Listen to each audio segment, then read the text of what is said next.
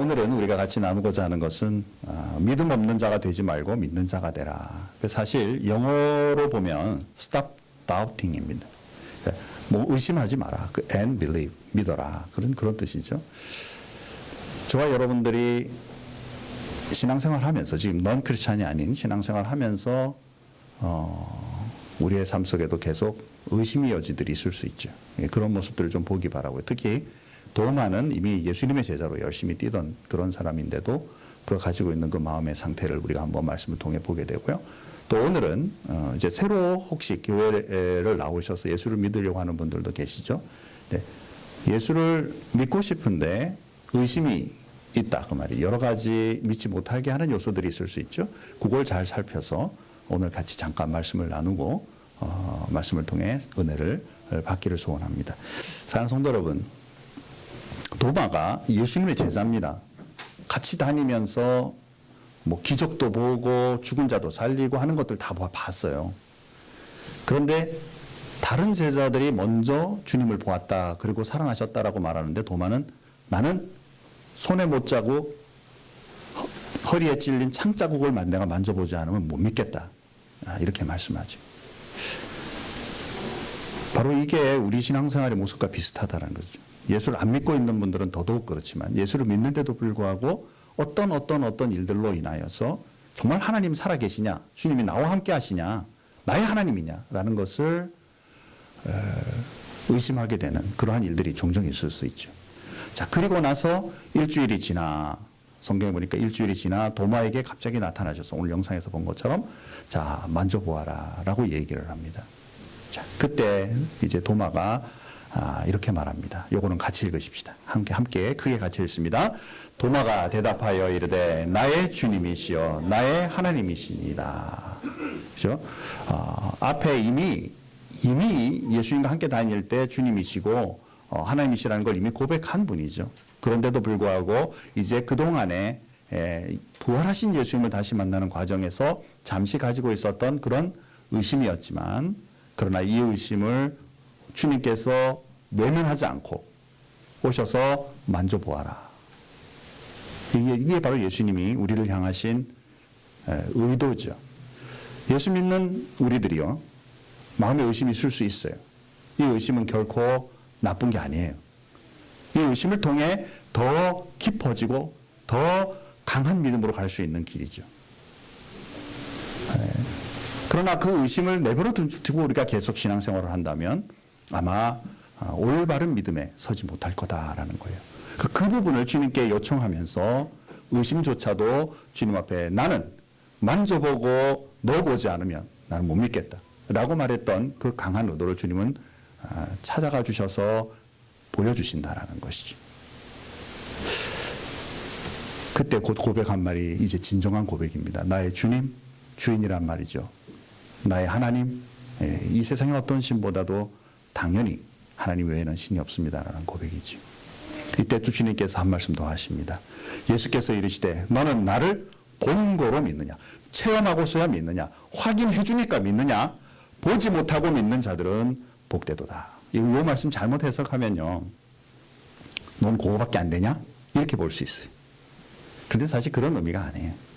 모든 사람이, 사실 많은 모든 사람들이 체험하고 주님을 만나고 싶어요. 그런데 시간이 지나서 또 이렇게 생활을 하다 보면요, 그거 체험 안 하더라도 말씀 한 구절 듣고도, 다른 사람들의 신앙 간증 하나를 듣고도 쉽게 예수님을 믿고 믿음의 앞에 서는 분들을 보게 되죠. 그분들이 복된 거예요. 하지만 의심하고 내가 어떻게 하면 주님을 더 깊이 만날까라고 생각하는 것조차도 결코 열애적이고 복이 없다, 이런 의미가 아니다라는 것을 우리가 한번 생각해 봐야 되겠다라는 것입니다. 저도 목회를 지금 우리 큰빛교회에서만 19년 차 하고 있습니다. 수백 명의 사람들이 왔다 갔어요. 갔다 가니까 좀 이상하고 파송했어요. 그런데 그분들 중에 정말 많은 분들이, 절반 이상이 완전 넌 크리스찬에서 크리스찬이 되고 그리고 떠나갈 즈음에는 주님의 일꾼으로 서기를 각오하고 떠나가는 일들을 봐왔어요. 그들 처음부터 탁 교회 오자마자부터 할렐루야 아멘 그러고 막 신앙이 커간 분들은 거의 없습니다. 그러나 하나님의 말씀으로 그들의 삶을 말씀으로 잘 이렇게 비추고 훈련하는 과정에서 변화되는 것이죠.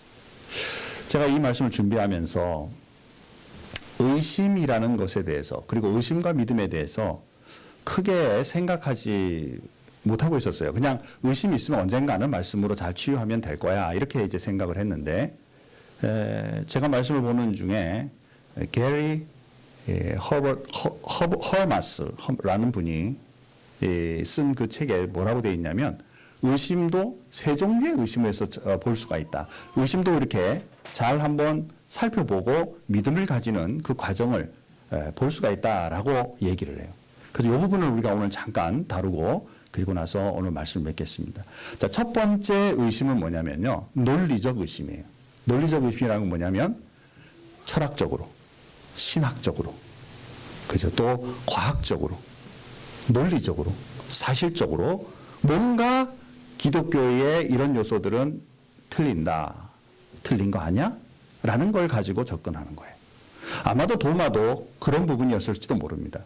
주님께서 수도 없이 내가 잡히고 고통당하고 십자가에 죽었다가 부활할 거야 라고 주님은 말씀하셨는데도 도마는 그 말씀이 깊이 안 와 닿았던 거죠. 그런데 죽었다가 부활하셨다라는 얘기 들었을 때 혹시 마음에 이거 인간적으로 가능해? 세상 속에서 이게 가능해? 라는 마음을 생길 수가 있죠. 과학적으로 이게 가능해?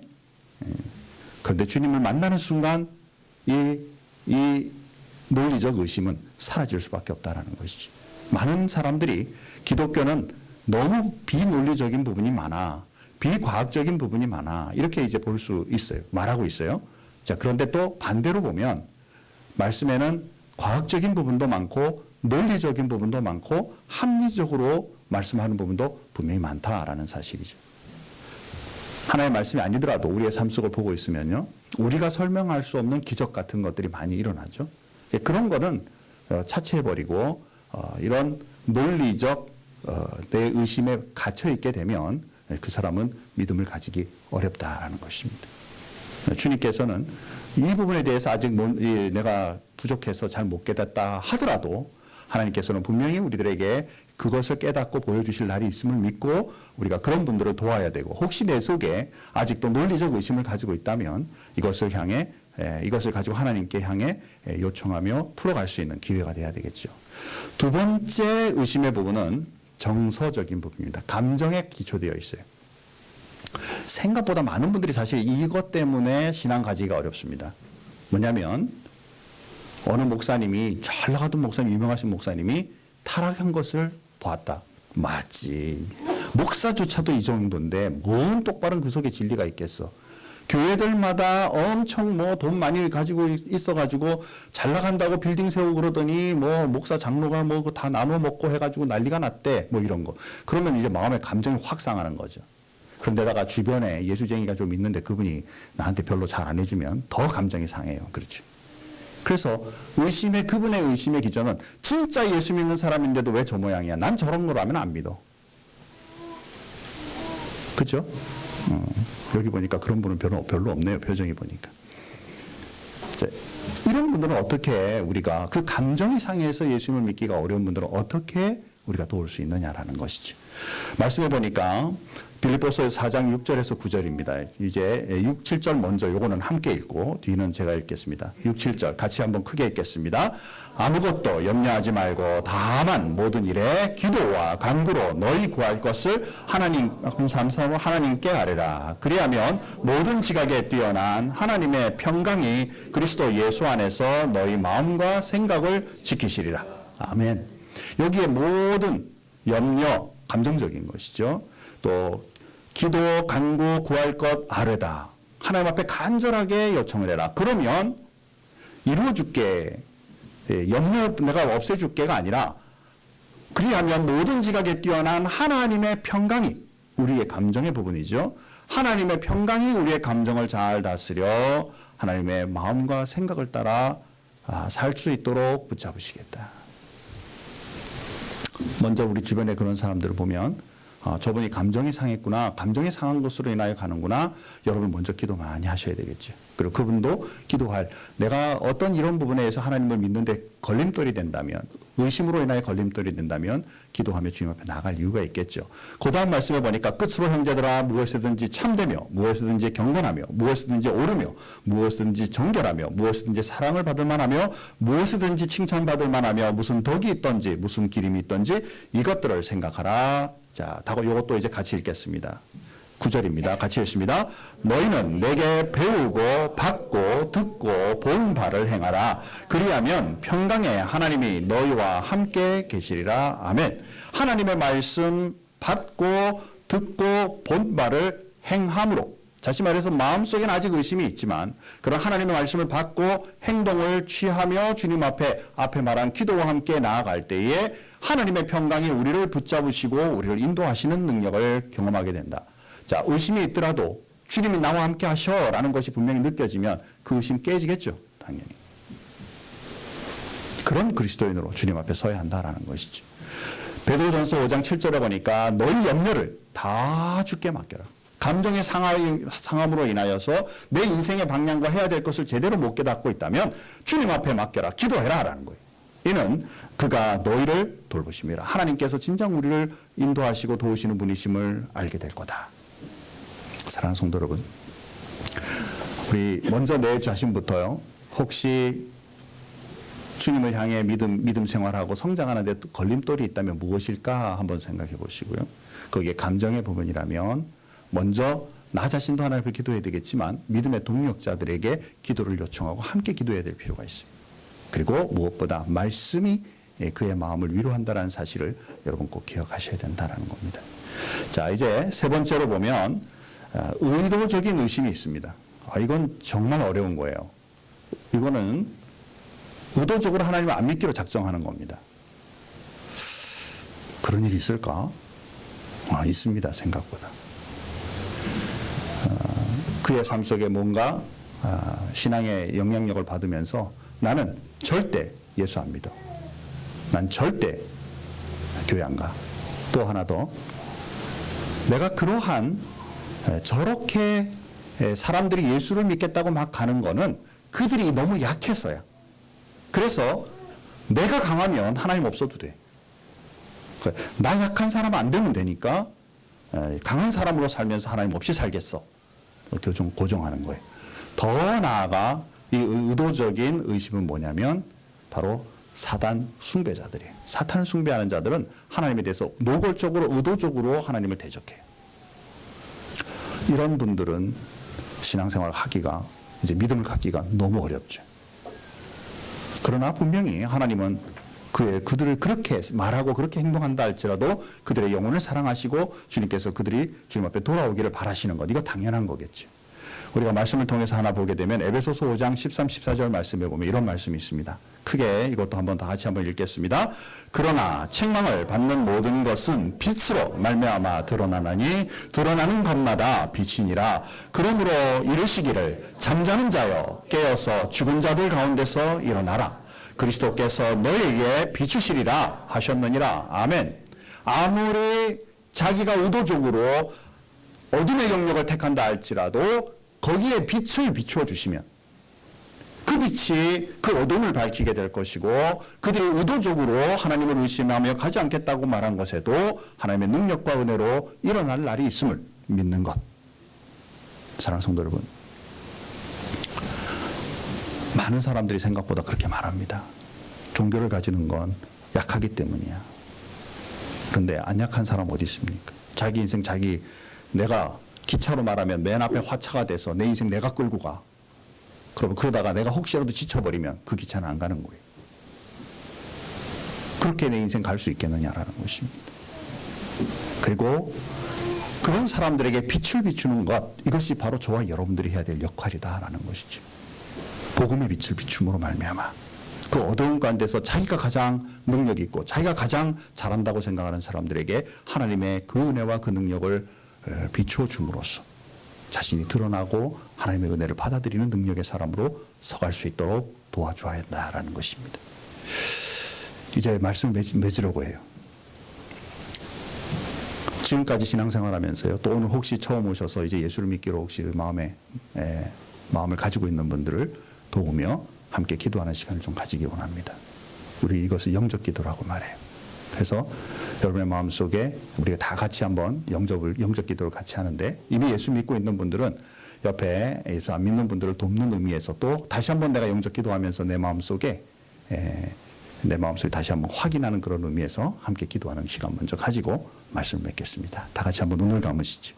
조용히 눈을 감으시고 여러분의 손을 가슴에다가 한번, 여러분의 가슴에다 한번 얹으시고 저를 따라서 천천히 한번 같이 기도하는 시간 갖겠습니다. 사랑의 주 예수님, 저는 죄인입니다. 저를 용서해 주세요. 주님께서 저의 죄 때문에 돌아가셨음을 믿습니다. 저는 저의 죄에서 돌아서기 원합니다. 저는 지금 주님을 저의 마음과 저의 생활 속에 모셔드립니다. 저의 죄를 용서하여 주시고 영생을 주심을 감사합니다. 저는 주님을 저의 구주로 믿고 따르겠습니다. 감사드리며 예수님의 이름으로 기도합니다. 아멘. 이 기도가 여러분에게 진정한 기도가 되기 바라고, 이제 이 순간부터 하나님을 신뢰하고 믿음의 사람으로 서는 분이 되기 바랍니다. 우리 결론으로 오늘은 추수감사주일입니다. 여러분 한 1년 정도 돌아보시면서 뭐 힘들고 어려운 일들 많이 있었겠지만 그래도 지금 이 자리에 앉아 하나님을 예배할 수 있는 것을 감사하고, 또 앞으로의 또 내년이 주님의 은혜로 가는 그런 삶이 있기 바랍니다. 앞에 감사할 것들이 많지만 말이죠. 진짜 감사한 것은 우리에게 믿음을 주셨다라는 사실입니다. 무엇보다 감사한 일이죠. 아무리 힘든 어려운 일이 있더라도, 즐겁고 좋은 일들이 많다 할지라도 믿음 없이 그렇게 된다면 우리는 근본 없는 그런 삶이 될 수밖에 없죠. 그래서 이번 이 추수감사주를 통해서 믿음 주심을 감사하고, 이제 의심하던 그리스도인에서 주님 앞에 믿음으로 변화된 그리스도인이 되는 것을 감사하는 그런 이번 한 주간, 그리고 또 추수감사일이 되기를 축복합니다. 다 같이 한번 기도하겠습니다. 하나님 감사합니다. 우리 오늘 추수감사주일이며 또 초청주일을 우리가 맞이하며 우리가 의심하는 도마의 모습을 통해 우리에게 있는 의심의 종류들이 무엇이 있는지, 또 그것을 어떻게 극복할 수 있는지 잠시 생각해 보았습니다. 사랑하는 모든 분들에게 은혜를 더해 주셔서 마음에 가지고 있는 의심들을 이제는 살필 수 있게 하여 주시고, 어떤 종류인지를 잘 살펴서 정말 주님 앞에 그러한 의심들을 해결해가는 믿음의 사람들이 되게 인도해 주시고, 또한 오늘 이제 처음으로 교회에 나와 예수 믿기로 작정하는 분들에게도 하나님 은혜를 베풀어 주심으로 정말 살아계신 하나님을 만나고 일평생 살아가는 동안에 주님과 동행하며 주님이 이끄시는 그 길을 따라 은혜롭게 인생을 살아갈 수 있게 축복해 주옵소서. 우리 큰빛교회를 주님 축복해 주시고 지역과 세상 세계를 향하여 하나님의 복음의 말씀 그 사랑을 전파하는 귀한 교회가 되게 도와주옵소서. 주님 앞에 감사하오며 예수님의 이름으로 기도하옵나이다. 아멘.